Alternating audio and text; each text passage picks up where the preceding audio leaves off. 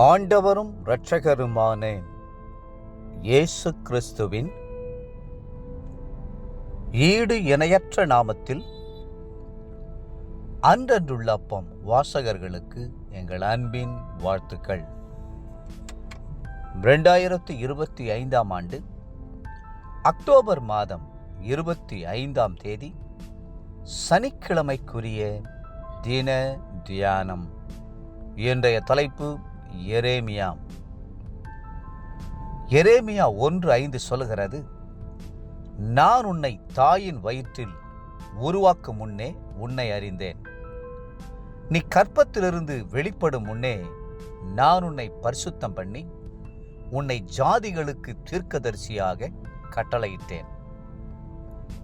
இன்றைக்கு நாம் சந்திக்கிற தேவனுடைய ஊழியக்காரனின் பெயர் எரேமியா என்பதாகும். அனைவரும் எரேமியாவை கண்ணீரின் தீர்க்கதரிசி என்று அழைக்கிறார்கள். சிறு வயதிலேயே கர்த்தர் எரேமியாவை தம்முடைய மகிமையான ஊழியத்திற்கென்று அழைத்தார். எரேமியா அதை தட்டி கழிக்கும் வகையில் பல சமாதானங்களை சொல்லி பார்த்தார். கர்த்தராகிய ஆண்டவரே, இதோ நான் பேச அறியேன், சிறு பிள்ளையாய் இருக்கிறேன் என்றார். ஆனாலும் கர்த்தர், நான் சிறு பிள்ளை என்று நீ சொல்லாதே, நான் உன்னை அனுப்புகிற எல்லாரிடத்திலும் நீ போய் நான் உனக்கு கட்டளை இடுகிறவைகளை எல்லாம் நீ பேசுவாயாக என்றார். எரேமியா 1:7. பாபிலோனியர் இஸ்ரவேலருக்கு விரோதமாய் வந்தபோது அவர்கள் எரேமியாவுக்கு அதிக பொல்லாப்பு செய்தார்கள். ஆனால் தேவன் எரேமியாவை திடப்படுத்தி பலப்படுத்தி அவரை அரணான வெண்கல அலங்கமாக்கினார். ஆகவே எரேமியா தைரியமாய் ராஜாக்களுக்கும் பிரபுக்களுக்கும் எதிர்த்து நின்று தீர்க்க தரிசனம் உரைத்தார். கர்த்தர் தமது கரத்தை நீட்டி என் வாயை தொட்டு, இதோ என் வார்த்தைகளை உன் வாயிலே வைக்கிறேன், பார், பிடுங்கவும் இடிக்கவும் அழிக்கவும் கவிழ்க்கவும் கட்டவும் நாட்டவும் உன்னை நான் இன்றைய தினம் ஜாதிகளின் மேலும் ராஜ்யங்களின் மேலும் ஏற்படுத்தினேன் என்று கர்த்தர் என்னுடனே சொன்னார் என்றான். எரேமியா 1 9-10 பார்வோனின் சேனை வருகிறதென்று கல்தேயருடைய சேனை எருசலேமை விட்டு போனார்கள். எரேமியா 37:11. அப்பொழுது ஜனங்கள் அவரை பிடித்து ஒரு பாழும் கிணற்றில் போட்டார்கள். கர்த்தர் அவரை காப்பாற்றி வெளியே கொண்டு வந்தார். சில மாதங்களுக்கு பின்பாக பாபிலோனியர் திரும்பவும் வந்து எருசலேம் பட்டணத்தை பிடித்து சுட்டெரித்தார்கள். அப்போது எரேமியா புலம்பல் பாடி தன் துக்கத்தை வெளிப்படுத்தினார்.